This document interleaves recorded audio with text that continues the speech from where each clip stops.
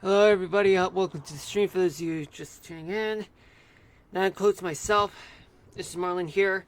And this is episode. Well, not really episode 58. I just got here, and boy, my tardiness is at its worst, folks. Not only that, but I really need to work on that title of mine. Hold on a minute. Let me try to fix some things.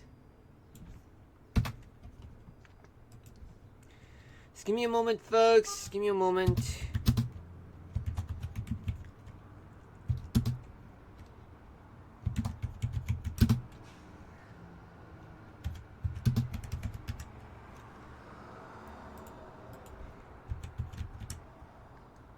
There we go.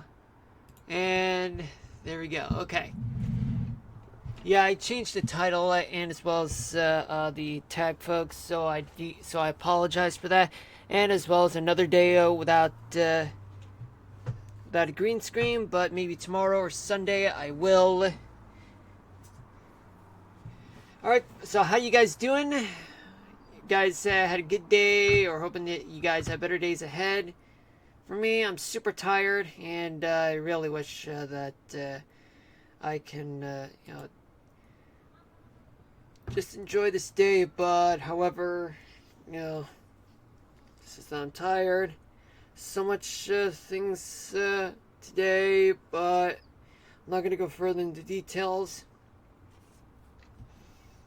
So let's talk about the weather. So what do we got for the weather? We do have 123 active weather alerts,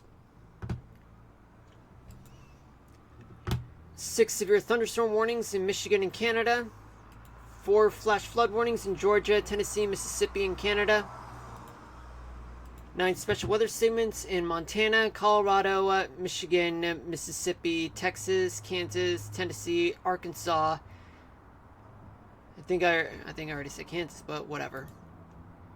25 extreme heat warnings, 20 air quality alerts, 36 flood warnings, and 23 red flag warnings. There's now it's 124. All right, so what's going on throughout the Northeast? Basically, there have been some pop-up thunderstorms in the past 3 hours, and particularly in places like from western Maine all the way to the Catskills and the Adirondacks, northern New England, but southern New England's been mostly dry, going down the I-95 corridor all the way towards Washington and then to Richmond. I mean, for the most part, it's all good. From Boston to Richmond, I mean, especially in the Delmarva Peninsula. Pennsylvania, it's been quite dry. And even western New York, it's been quite dry.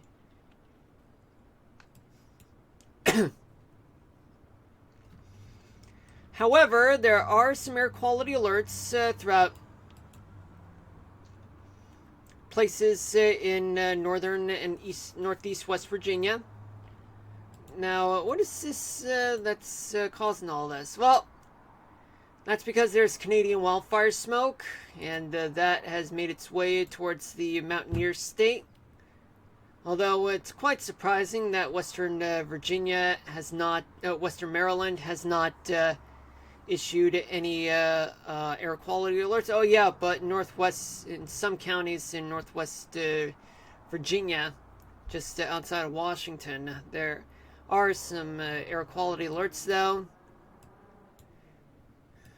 But however, just areas of centers of high pressures, you can see, have been dominating throughout much of the Northeast, leading to dry conditions with the exception of northern New England. Then we go down south, where there's a stationary front that's present from the delta of the Mississippi in Louisiana, crossing through northern Florida, and then out to sea again as a stationary front. Areas where potential tropical systems could brew in the next few days, but we'll talk more about that in a couple minutes. Now, what's going on throughout the South? Well, let's start off in the Carolinas, where there are a few places where thunderstorm showers and thunderstorms are located. Just very spotty though. But then they're moving to the southwest. There are flood warnings in effect just south of Columbia, South Carolina, the state capital of the Palmetto State. There are also some showers and thunderstorms throughout the South Carolina coastline, all the way down to Georgia, and then down towards the Florida-Georgia line. All because you have wet weather that's taking place from offshore of the Outer Banks of North Carolina, all the way down towards offshore from Georgia and South Carolina, where a stationary front is located.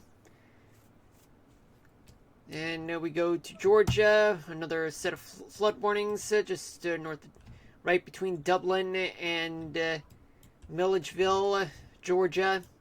Few pop-up showers and storms, hit and miss in places like Atlanta and points north, but there's more of which on the northern side of Georgia. More rains and thunderstorms on the coastal side of Georgia, particularly in Savannah, where there are flash flood warnings that have been issued as a result of the radar being as a result of the warning being observed. And we go to Tennessee, where you're seeing plenty of thunderstorms moving towards the southwest right now, affecting places just outside of Nashville, but may affect Music City in a matter of moments. And more storms to the west, affecting places like Memphis, where there's a special weather statement and a flash flood warning that have been issued in the metropolitan part of Memphis, Tennessee, going down to Mississippi and South Haven and Horn, Mississippi, near Olive Branch. And another special weather statement located at the University of Mississippi, or Ole Miss. Storms are there, and there are a few storms there. Hold on a minute.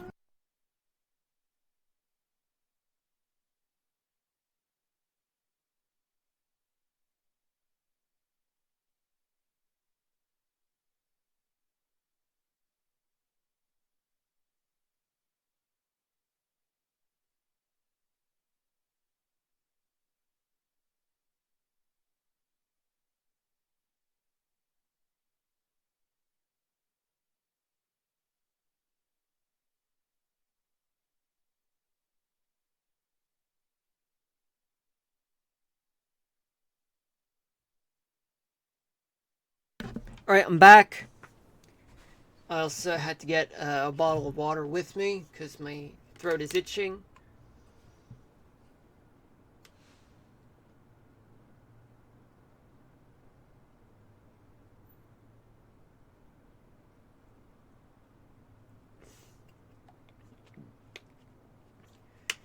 Alright.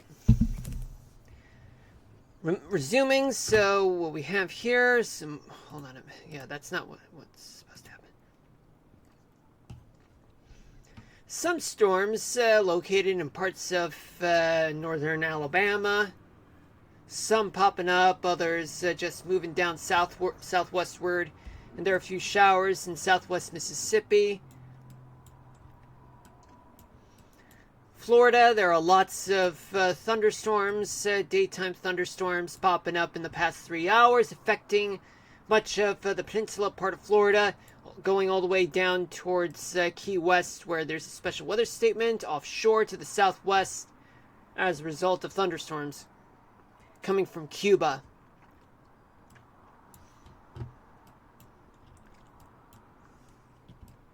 In the Panhandle of Florida, more thunderstorms, but just exiting and moving west from Panama City and Apalachicola. Of course, there's still storms from Jacksonville to Gainesville, in the Big Bend area, Louisiana. Some thunderstorms located in the southeastern part of the state, moving towards the southwest. Just a few pop-up thunderstorms the central part of the Pelican State.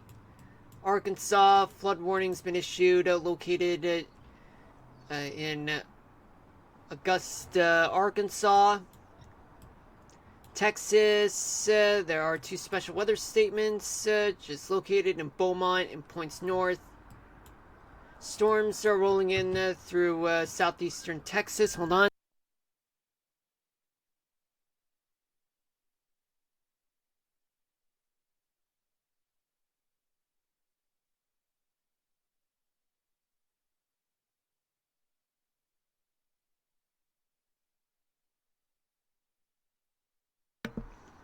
Alright, I'm back. Like I said, thunderstorms are threatening places like the Houston metro area, plus Galveston, Texas, affecting the Texas coastline. The rest of the Lone Star State, not much going on. A few thunderstorms in the southern tip of Texas that just popped up, and also more thunderstorms in the panhandles. Hold on a minute.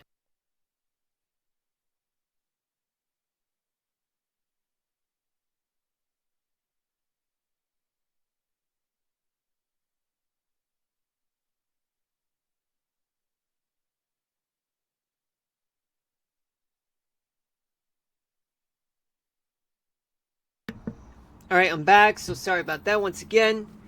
Thunderstorms moving to the east, affecting places like both panhandles of Oklahoma and Texas, the rest of Oklahoma. Oh yeah, there's also one extreme heat warning located east of Canyon and southeast of Amarillo, Texas. Extreme heat warnings have been issued in places like Tulsa and in the surrounding areas. Not much action going on with the exception of heat and maybe a few passing showers and clouds in some areas of the rest of Oklahoma. Then we go to the Ohio Valley where there are some few thunderstorms on the south side of Kentucky. Otherwise, it's going to be dry throughout the northern half of the state, plus Ohio, Indiana, Illinois. But do keep in mind that those in the Cleveland area and the surrounding areas, especially Akron, Ohio, they are under air quality alerts as a result of pollution and as well as Canadian wildfire smoke that could make things worse.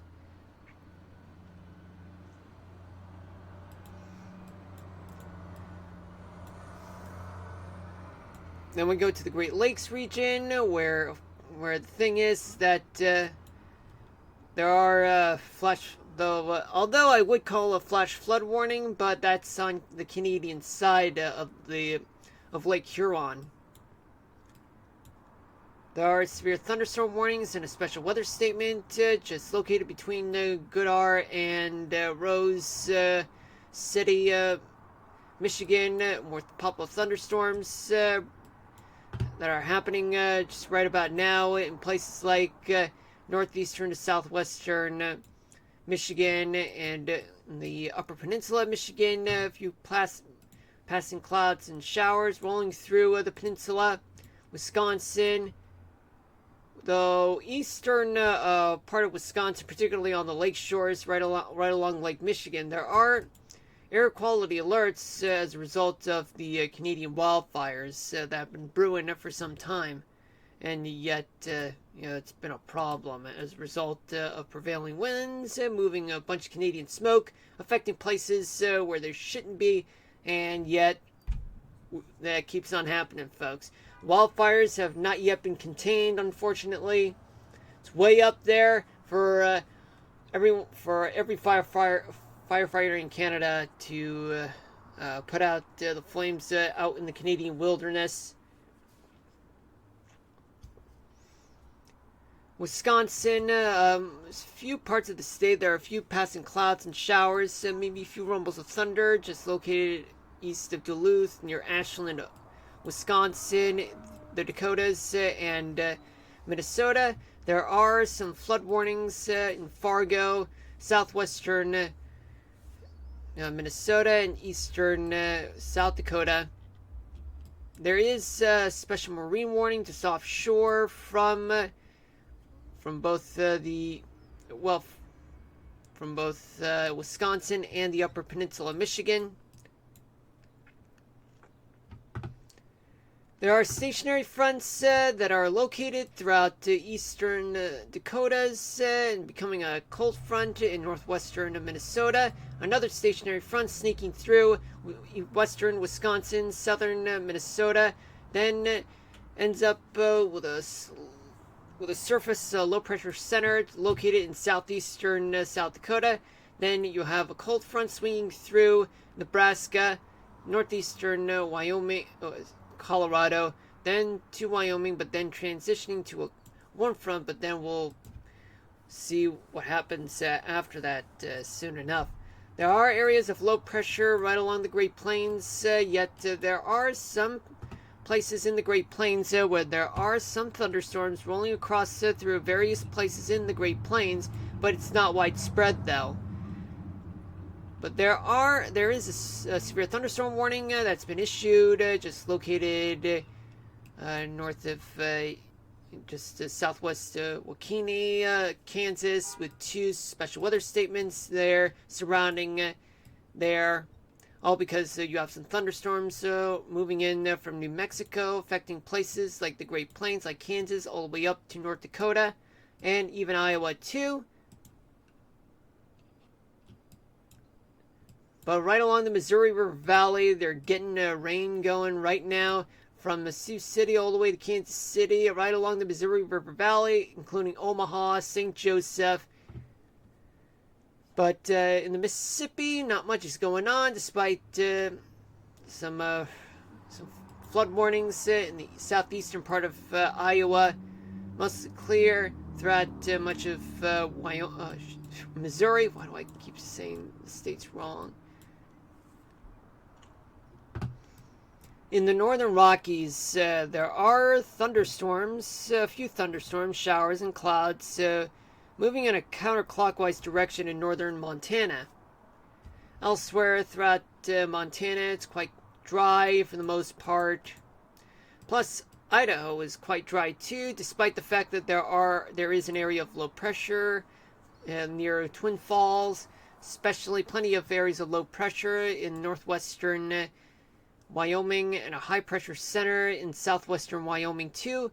Though there are some red flag warnings throughout western Colorado's, much of Wyoming on the south side, east and south sides of Utah, red flag warnings have been issued, despite the fact that there are some thunderstorms throughout northeastern Wyoming, though it's starting to dissipate. But on the south side, towards the east, still some clouds and showers moving across through southern Wyoming, moving eastward. But Cheyenne is mostly dry with a few clouds present. Stationary front, it's sneaking through Wyoming, and then another one right attached to it, then ends up in Utah, then through Nevada. In Colorado on the east side, well, it's mostly passing clouds and showers, but nothing widespread though. A few pop-up thunderstorms moving through Pueblo, and just a few clouds located in northwestern Colorado. Nothing much to talk about in Utah, despite the fact that there are red flag warnings, though dead vegetation is the worst thing that could happen in that part of the country. Nevada, not much going on. In New Mexico, pop-up thunderstorms are happening in the past 3 hours, and that starts just east of Tucson, going into to the northeast, affecting places like Albuquerque, Santa Fe in the past 3 hours. Elsewhere throughout Arizona, there are extreme heat warnings all over the southern half of the state, and the Grand Canyon as well. Red flag warnings to the north. California, extreme heat warnings in the southeast corner of the state. Air quality alerts throughout southern California, particularly right around just outside of the LA area. On the east side and the north side too. San Fernando Valley to San Bernardino. All the way up to Gorman, California, but just outside of Lancaster. Oops, didn't mean to do that. There's an extreme heat warning that's in effect. Hold on a minute. There's an extreme heat warning that's in effect. Hold on a minute. Oh, stop doing that. In effect, yeah, an extreme heat warning in northwestern California. And there are red flag warnings in southwestern Oregon, especially in Medford. But in terms of precipitation, there's not much going on, but it's just only located in Baja California and Mexico. The Pacific Northwest is mostly dry, despite the fact that there is an area of low pressure located in north central Washington state. Now let's change gears and change the scene right now to here.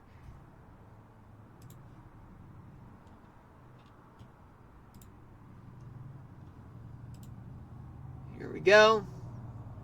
Okay, now you're seeing it, folks, right?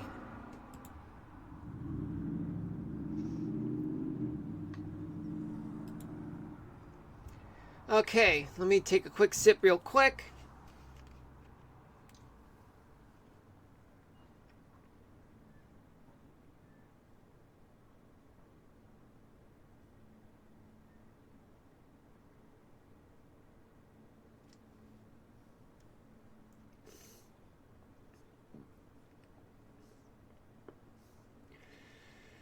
Whew. Wow. On the coastal parts of the Northeast, from Maine all the way to Virginia, there's plenty of sea breeze to go around.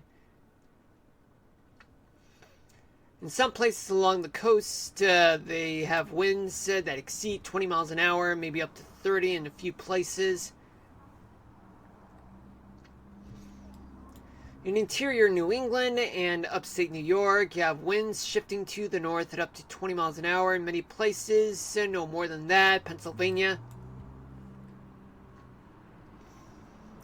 Easterly winds shifting to the north as well, up to 15 miles an hour. In the mid-Atlantic, you have winds moving to the west, but winds are a little lighter in West Virginia.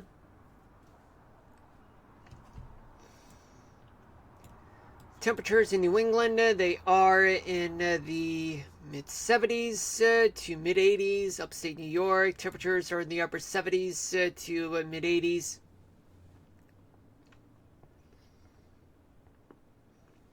In the greater New York City area, temperatures are in the 70s to low 80s. Pennsylvania, temperatures are in the upper 70s to mid-80s. The Mid-Atlantic, consisting of D.C., Delaware, Maryland, and Virginia, temperatures are in the 70s to low 80s.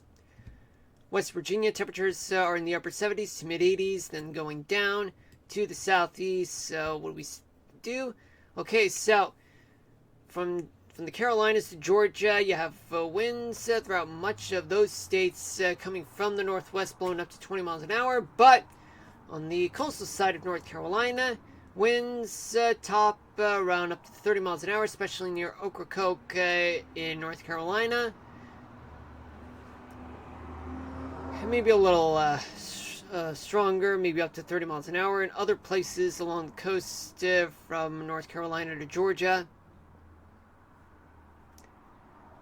Temperatures there in the Carolinas and Georgia, they are in the mid-70s to low 80s. Tennessee, winds are coming from the east, shifting to the northwest, but up to 10 miles an hour. Temperatures there are in the 80s.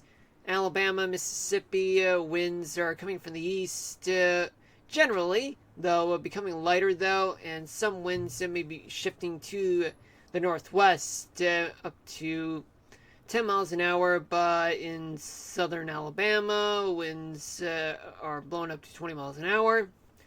Temperatures in Alabama are in the 80s, Mississippi, 90s. Then we go to Arkansas. Winds are moving to the north at up to 25 miles an hour, particularly on the northwestern corner of the state. Otherwise, it's a little lighter. Temperatures there are in the 90s. Louisiana, winds are somewhat light and variable for the most part, with temperatures in the upper 80s to mid 90s. Then we go down to Florida.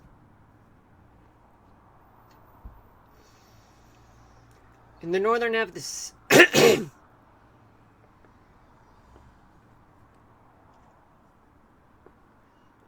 in the northern half of the state, winds are coming from the east, generally blowing at up to 20 miles an hour.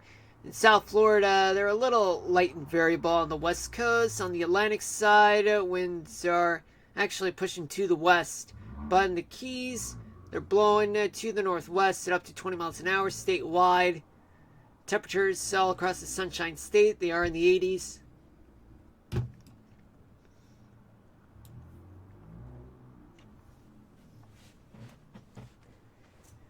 Alright, so what do we got for Oklahoma? Winds are blowing to the north at up to 30 miles an hour. In some places, maybe a little higher though.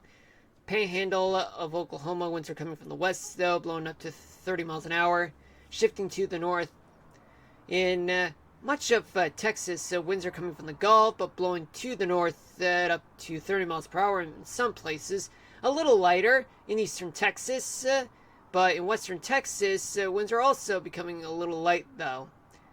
Temperatures in Oklahoma, they are in the mid-90s to low hundreds. In the panhandle of Texas, temperatures are in the low hundreds. Western Texas, mid-90s to low hundreds. Southern Texas, upper 80s to mid-hundreds. Eastern and northeast Texas, temperatures are in the mid-90s to low hundreds. Now we go to the Ohio Valley, where you have winds that are coming from the southeast, blowing to the north. But in western Illinois, winds are blowing up to 30 miles an hour. Elsewhere along the Ohio Valley, winds are only up to 20 miles an hour. Temperatures in Kentucky, Ohio, Indiana, they are in the 80s. And as well as Illinois, but they can go as high as up to 90 degrees, particularly near St. Louis.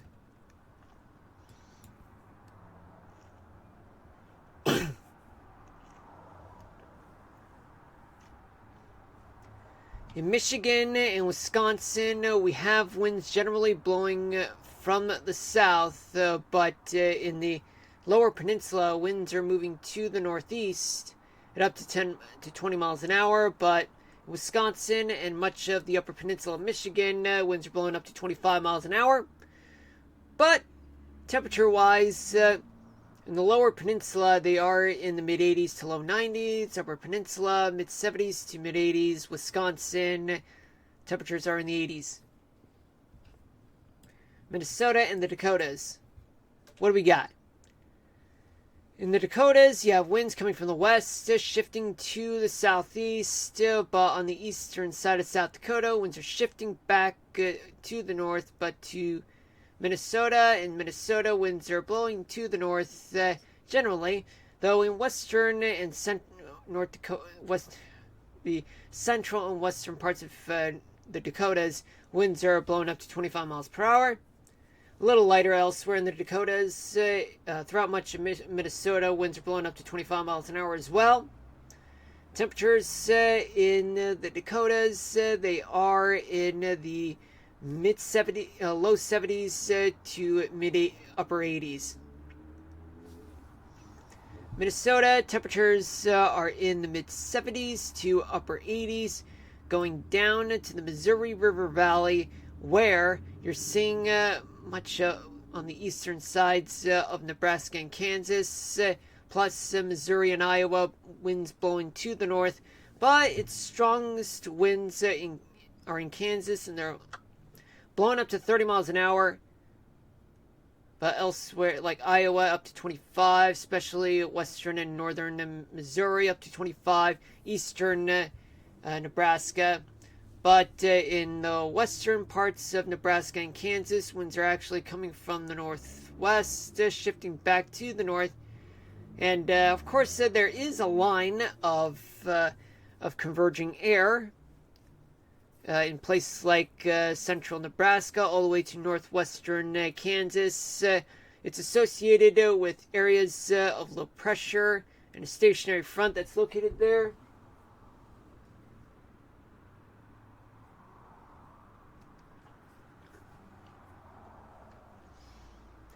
but yet they're a little light, though, in terms of winds.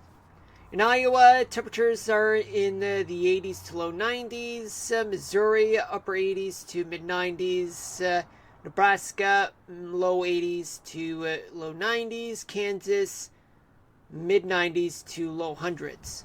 Going to the Northern Rockies, virtually winds are blowing to the east, but in northeastern Wyoming, they're shifting to the southeast. Winds are stronger in eastern and the center of Montana, blowing up to 30 to 35 miles an hour, especially on the south side of Wyoming. But for the most part, temperatures in Montana, they are in the low 60s to mid 70s. Idaho, temperatures range from the low 60s to upper 70s. Wyoming, temperatures range from 68 in Cody to 88 in Cheyenne. Going down to Colorado, Utah, and Nevada. Colorado, virtually winds are moving to the east, but on the western side of Colorado, they're blowing up to 20 to 30 miles per hour, a little higher on the northwestern corner of the state. Utah, winds are generally blowing to the east as well, though a little light and variable on the north and western sides of the state. But winds, they're blowing up to 20 to 30 miles per hour, a little stronger in a few places, particularly on the south side and eastern sides of Utah. In Nevada, on the northern half of the state, winds are somewhat light and variable, but then end up moving to the east, blowing up to 20 miles an hour. South side, winds are coming from the southwest, blowing up to 25 miles per hour, particularly in places like Vegas and Clark County. Hold on a minute, folks.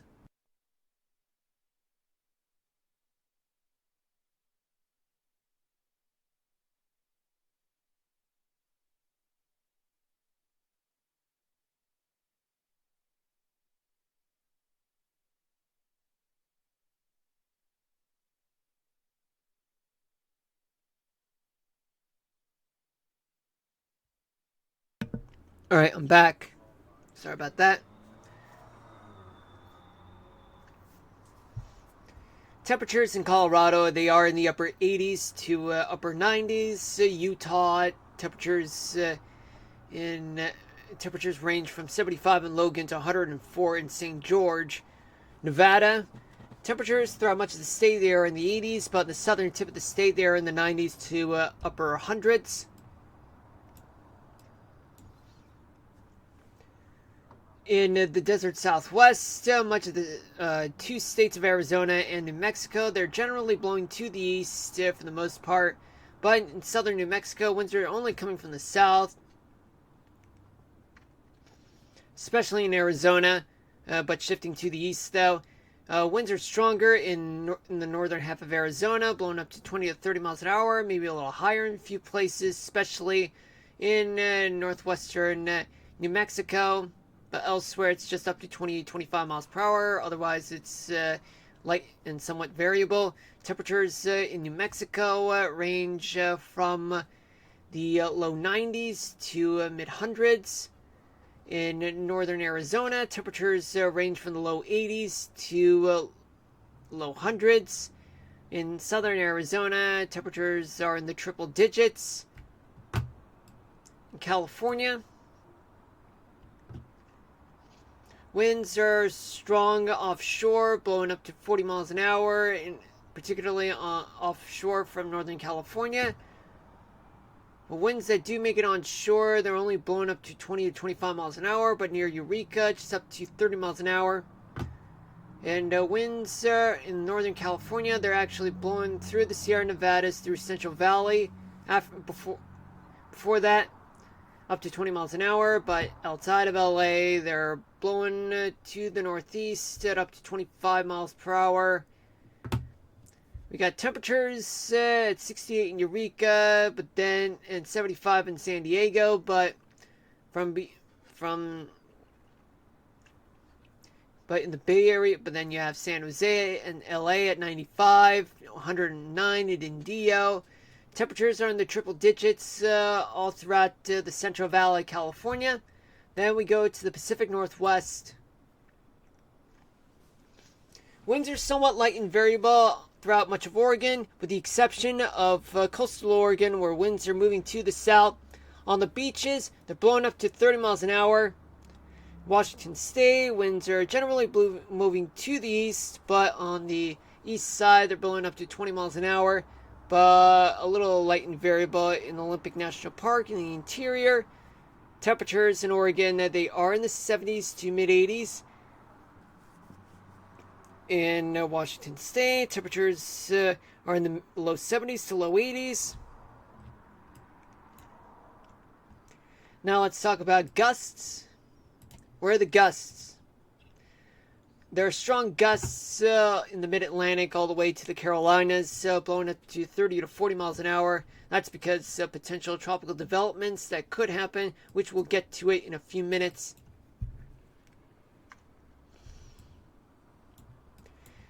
The Great Plains dealing with some strong gusts of up to 40 to 50 miles an hour, particularly in the southern part of the plains, going up to the upper Mississippi Valley, in the Rockies, parts of the Great Basin, Desert Southwest. Some places have gusts of up to 60 plus miles an hour. And offshore from California, Northern California and southwestern Oregon, they are blowing up to 50 miles an hour, but mostly offshore. Consult with your local officials, folks, on gusts. This is just an estimate.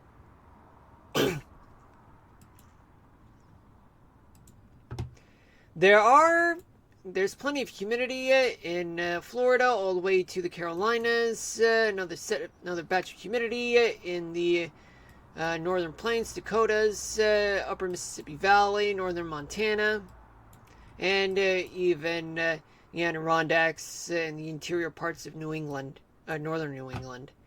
And let's talk about rainfall accumulation. So what do we have?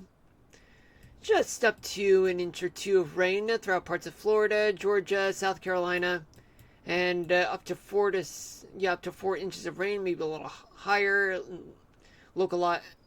Locally heavier rainfall estimates in places like northeastern Minnesota, but the rest of Minnesota, just up to 4 inches of rain there.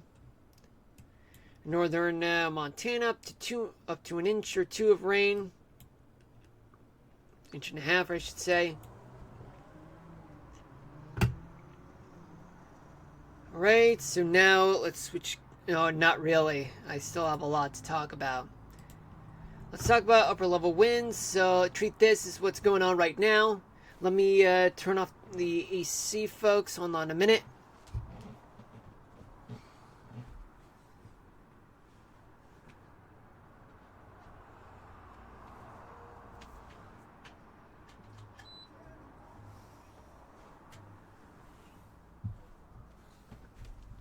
Alright. Now it's less chilly. Okay, so what do we have here? So, there is an upper level low located in northeastern Montana. That means that there's a trough there, and there is a weak upper level high over the desert southwest, which could mean that there is a ridge that's over the desert southwest, but it doesn't really look like a ridge to me. So, I mean, by the way, I know where there's plenty of precipitation to go around. There is an actual ridge over the Great Lakes region, and a trough just over the Mid-Atlantic, and another one just near the Hudson Bay part of Canada. Where is the precipitation? Well, folks, precipitation, the worst of the weather, is actually located in the northern plains and as well as parts of the desert southwest, and of course as well as off the Outer Banks in North Carolina. We go to 24 hours from now, which is Saturday night, so there's going to be a trough just north of the Dakotas, a ridge just to the northeast of the Great Lakes region. And there's going to be another ridge located off of the Pacific Northwest. What does this mean? There could be some severe weather that could happen in the upper Mississippi Valley, all the way down into the Central Plains and the northern half of the Great Lakes region.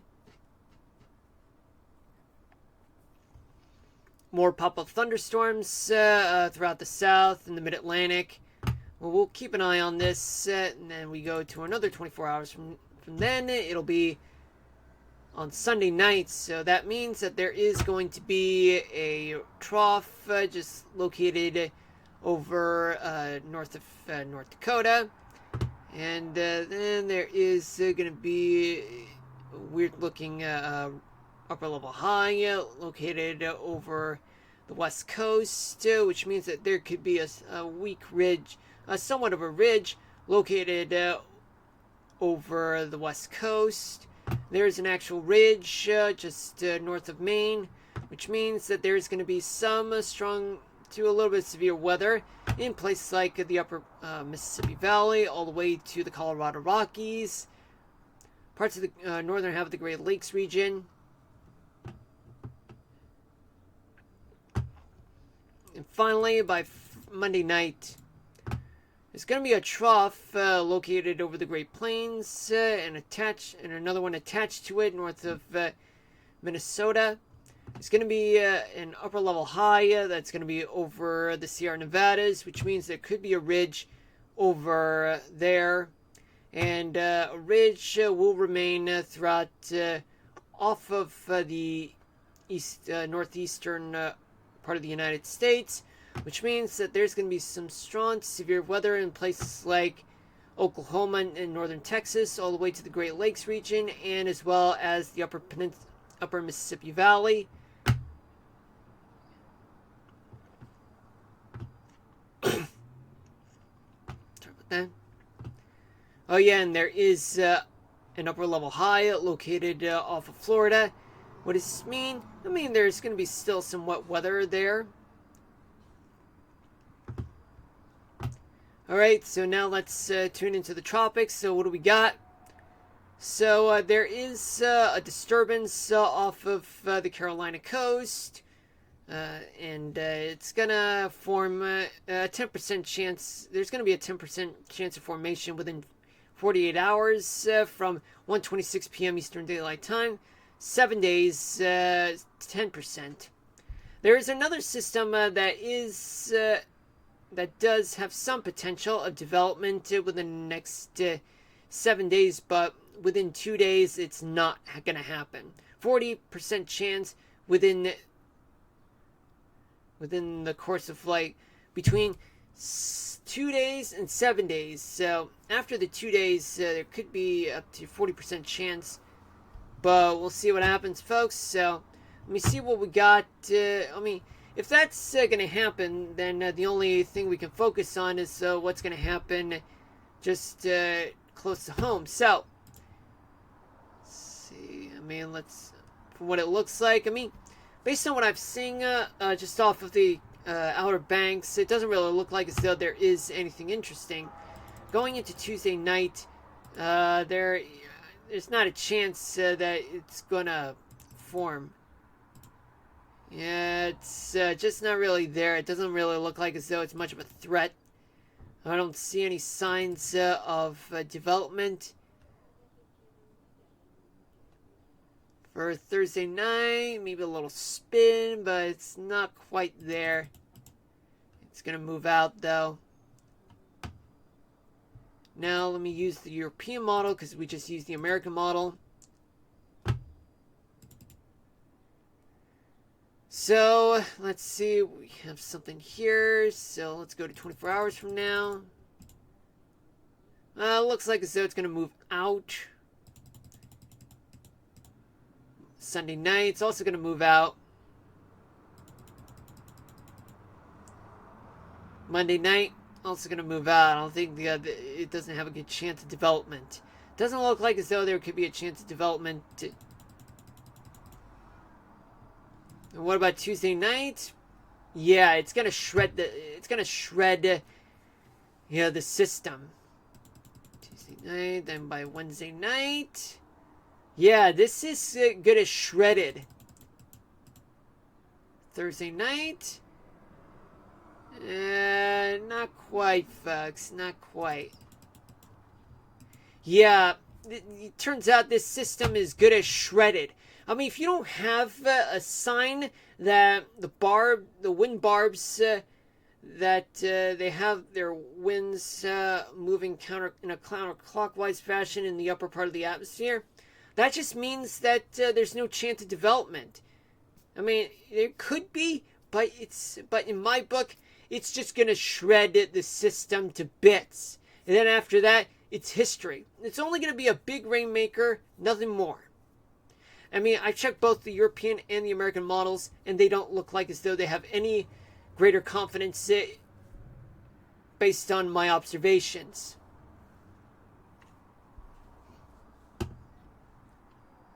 Alright, so now let's switch back to here, and we're gonna use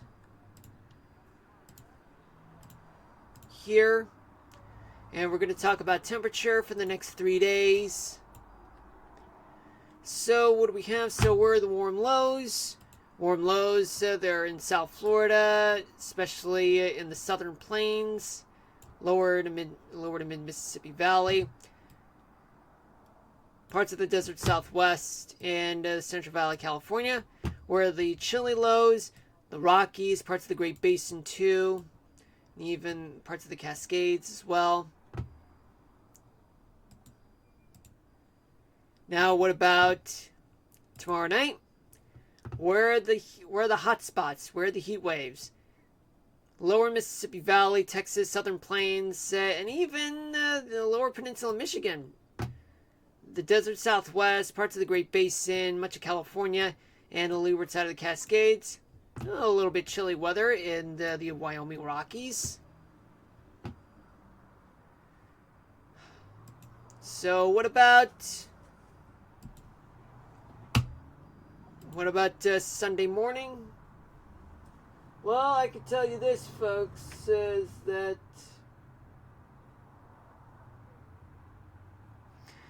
that where are the warm lows for Sunday? Sorry about that. Sorry about that, folks.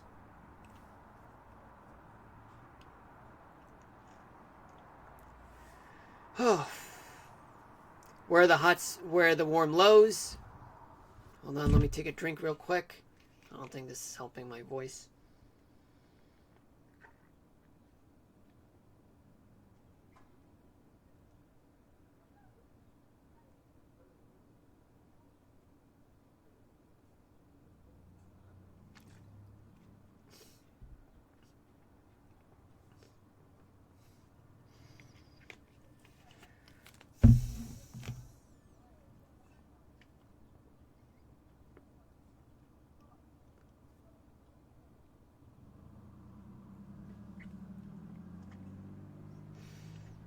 Okay.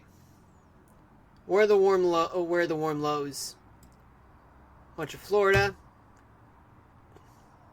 lower Mississippi Valley, parts of Texas, Southern Plains, desert Southwest, Northern California. Where are the chilly lows? The Rockies and parts of the Great Basin. Hello, Brooklyn Blade. How are you? Welcome to the stream. Hope you're having a good day.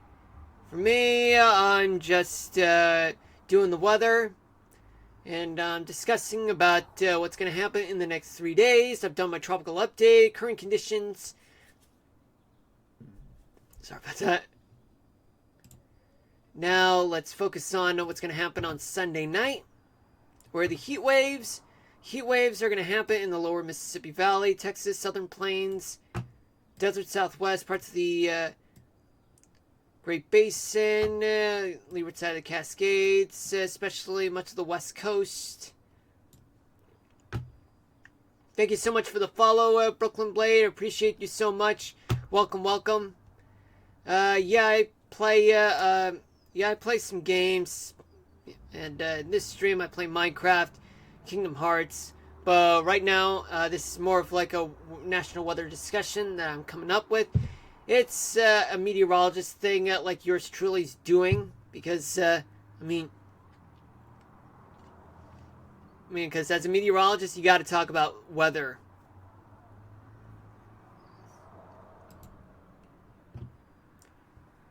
And now, let me see. For Monday morning, where the warm lows, they are located in South Florida, parts of New England, the coastal part of Texas, parts of the Mississippi Valley. You play Marvels? Not really. I don't play Marvels. Let's see. We have plenty of warm lows in parts of the desert Southwest, parts of the Central Valley, California. Now, where are the chilly lows? In the Rockies and parts of the Great Basin, too. Finally, what we have for Monday night, there is going to be heat waves throughout parts of the Great Plains, but only in the southern plains, the lower Mississippi Valley, the Dakotas, and plus eastern Montana. Much of the west is going to get hot, with the exception of the Rockies, though. Way in the Cascades, on the mountainside, not much. Though heat is starting to build up in parts of the East Coast, but it's not much to talk about in terms of heat, because the central and western thirds of the country, they're getting heat as we speak for Monday night. Well, by Monday night, not on Monday night, but during like the afternoon hours. And this is all just Eastern Daylight Time. Now we go here and we talk about humidity. So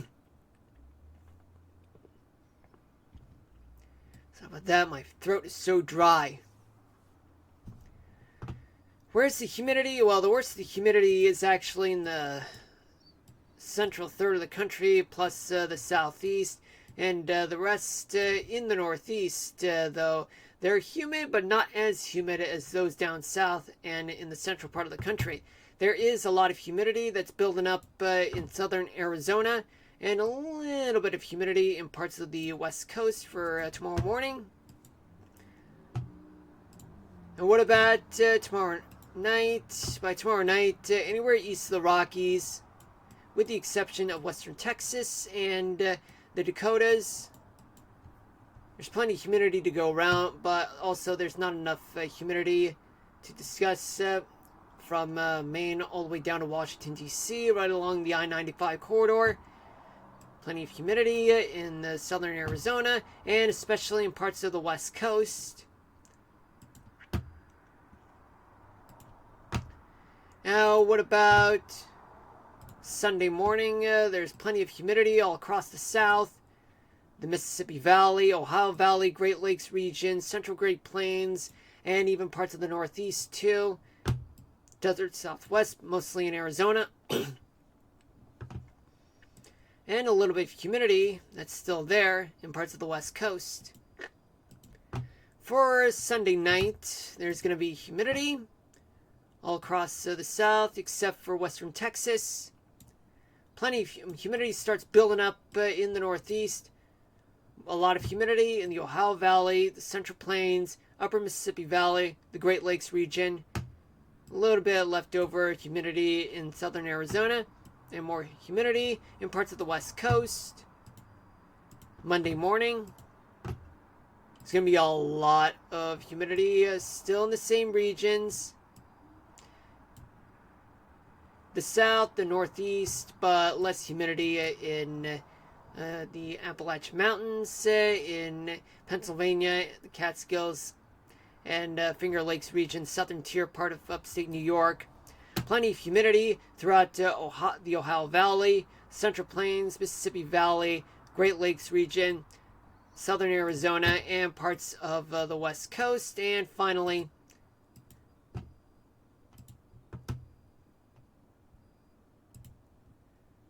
on Monday night, there's going to be a lot of humidity in the south, Northeast starting to build up slowly. Same thing for the Midwest, but it's a less humid in the Dakotas and the Western Plains. Still humidity existent in parts of the desert Southwest and as well as parts of the West Coast. So then we talk about Cape, and then we talk about relative humidity. And then we conclude the first half of tonight with the weather topic of the day. And we'll continue with Minecraft at 10 p.m. Eastern Daylight Time. But unfortunately, I don't play Marvel games.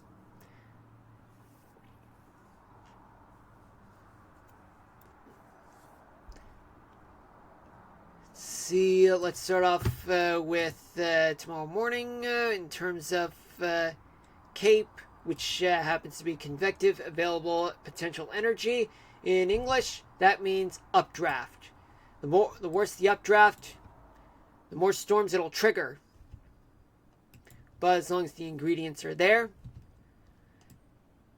there's plenty of convection throughout places like the Texas and Louisiana coastline, in the Gulf, plus the mid to upper Mississippi Valley, parts of the southern plains, northwestern Michigan, and even parts of the desert Southwest, but not dramatically though. For tomorrow night, there's a lot of convection. Look at this. In the center part of the country, in the mid-Mississippi Valley, southern central plains, and even some in Texas and Louisiana, and a little bit in South Florida, maybe a tiny bit in South Arizona.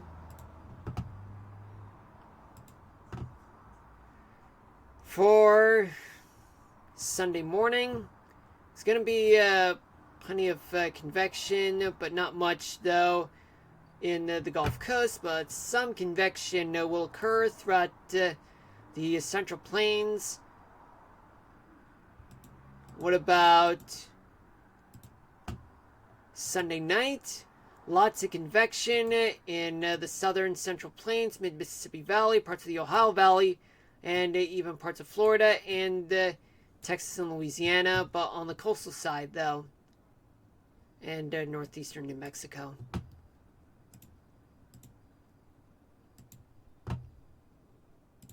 Monday morning,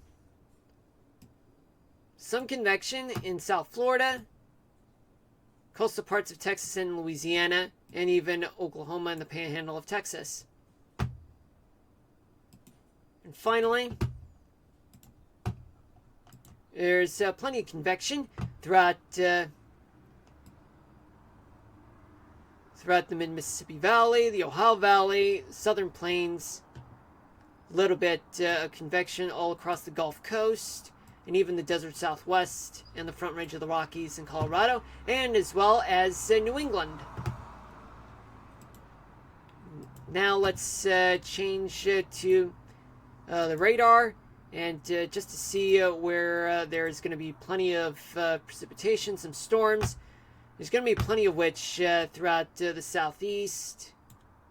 A lot of storms happening in the upper Mississippi Valley to the Great Plains and the southern end, eastern Montana. A few clouds and showers in Idaho, and stray clouds and showers in some parts of the west coast. It's quite dry in the northeast.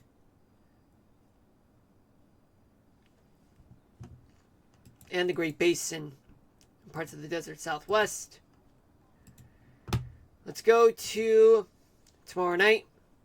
By tomorrow night, there's going to be plenty of storms to go around throughout the southeast, the rest of the Gulf Coast, the southern plains, parts of the desert Southwest. We get some showers and storms. More storms in places like the mid-Mississippi Valley, all the way to the Great Lakes region, and the eastern Colorado. A few clouds and showers throughout parts of the Great Basin, northern Rockies. More showers and storms in North Dakota and northwestern Minnesota, and even a few clouds and showers in the interior parts of northern New England. Alright, so what about Sunday morning? By Sunday morning, more storms in the southeast, the mid-Mississippi Valley, Central Great Plains, few clouds and showers in parts of the desert southwest and Great Basin too, and as well as the Great Lakes region. On the west side, though, for Sunday night, there's going to be a lot of storms happening throughout much of the south, particularly in much of the Gulf Coast, the southeast, and more storms in the desert southwest, eastern Colorado, and more storms happening in the central part of the Mississippi Valley, central Great Plains, a few showers and storms, and especially a few clouds and showers in parts of the Great Lakes region and the interior New England. Hold on a minute.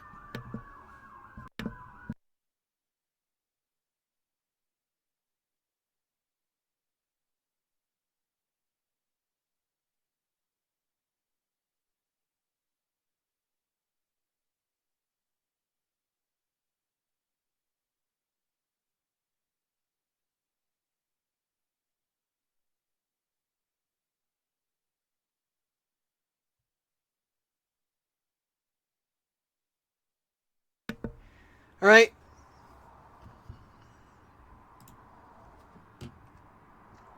It's quite dry throughout much of the west coast, though. Monday morning, more storms throughout the Gulf Coast, the southeast, on the coastal side.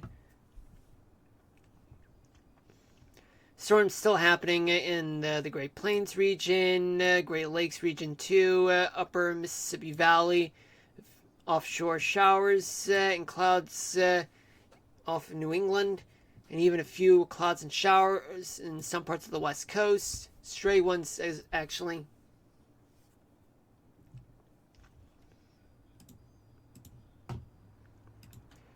And finally, in much of the south, they're getting storms. Great Lakes region, parts of the Ohio Valley, parts of the Great Plains, and even parts of the desert southwest and parts of the Colorado Rockies too. Northeast is going to be dry, especially much of the northwest corner of the state and parts of the west coast too. All right. Sorry about that, folks. Okay. So we're going to conclude the first hour of the stream. And hold on a minute.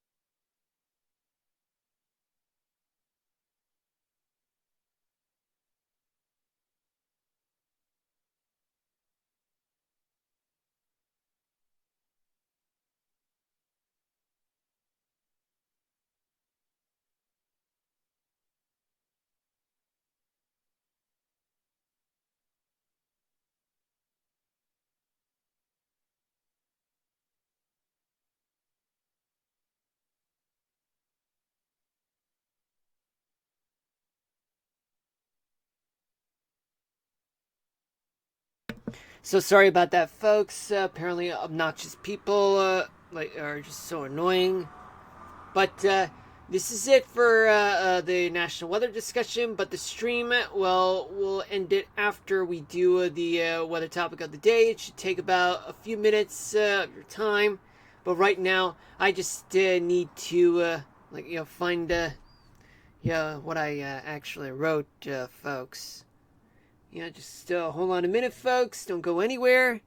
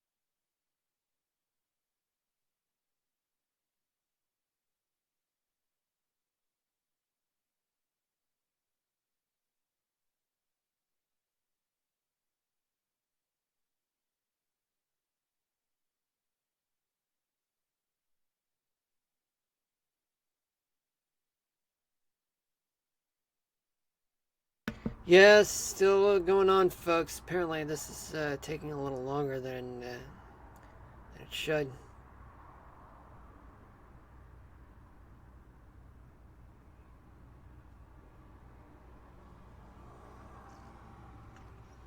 But do keep in mind that just want to let you guys know that I will continue the stream at 10 o'clock p.m. Eastern Daylight Time. But yeah, it's just that I have to take a 3 hour or up to or less than 3 hour long break, just so that I can. Just so I can eat and do stuff, and then get to another stream, but for Minecraft though, which will last about an hour from 10 p.m. to 11 p.m.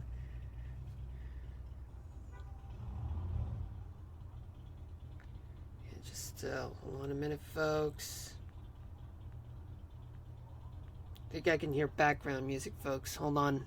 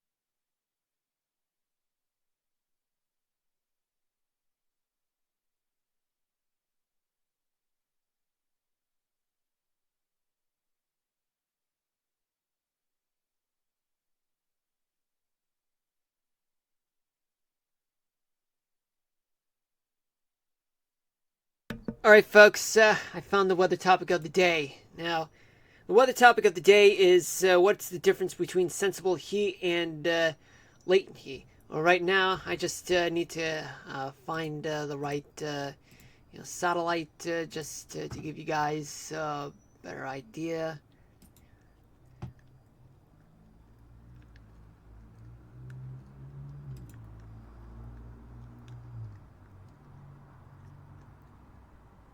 This one is infrared.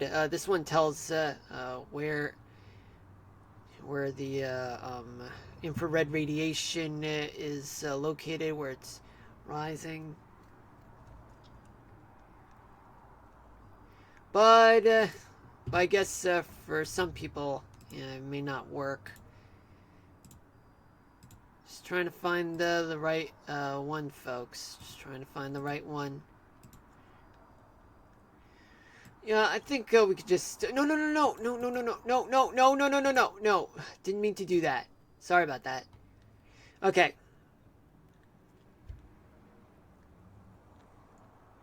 Okay, so what's the difference between sensible heat and latent heat? Sensible heat causes a change in temperature, whereas latent heat is absorbed or released during a phase change without altering temperature. Yeah, folks, I really don't think this is a good idea. I mean, now that I realize this, I mean, this is quite different from what I've learned. And thing is that I would need to look back at my notes for that, but I don't think this is a good weather topic of the day, folks. I might try something different.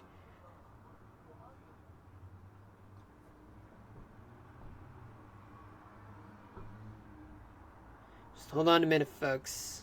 All right. Love you guys, but it's just I want to give you guys, the best.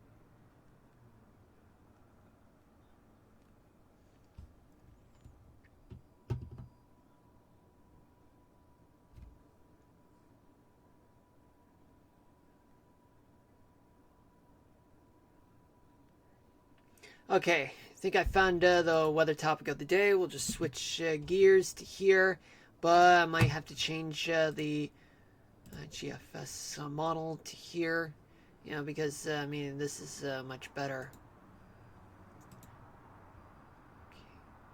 Yeah, this sounds good. This sounds good. Okay.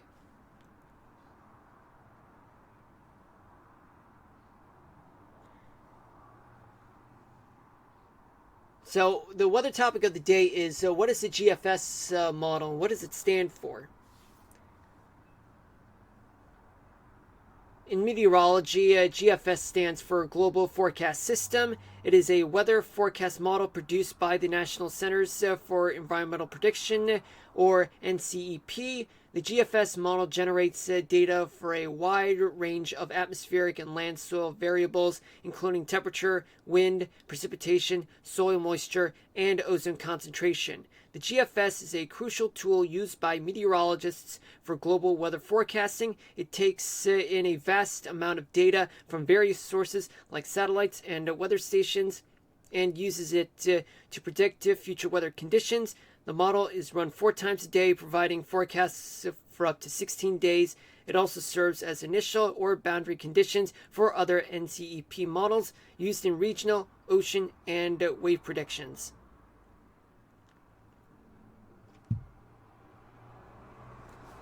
Well, folks, it's quite wordy, but there you go, folks. Okay, that's weather topic of the day. What is a GFS model and what does it stand for? So you can call it the American model. Okay, now I will see you guys at 10 p.m. Eastern Daylight Time. We'll only play Minecraft, and until then, we will get back to it. We will play Minecraft, guys, but in terms of the weather topic of the day and the national weather discussion, that we already finished it. Alright, that was this stream. But right now, I must eat my dinner and just relax for a little bit, and then we'll get back to Minecraft at 10 p.m. Eastern Daylight Time for an hour, and then we'll call it a day, alright? But unless if you guys want to join, I'll see you guys maybe tomorrow. If not, I'll see you guys on Sunday. And if tomorrow, I'll see you guys 6 to 8 p.m. Eastern Daylight Time. But otherwise, it'll be Sunday. But do hit me with a follow and turn on the notifications so that you guys will know when I'll be streaming the next time. Alright? Thank you guys for watching. I'll see you guys at 10 p.m. tonight. Until then, peace out, everybody. Love you all. Signing out.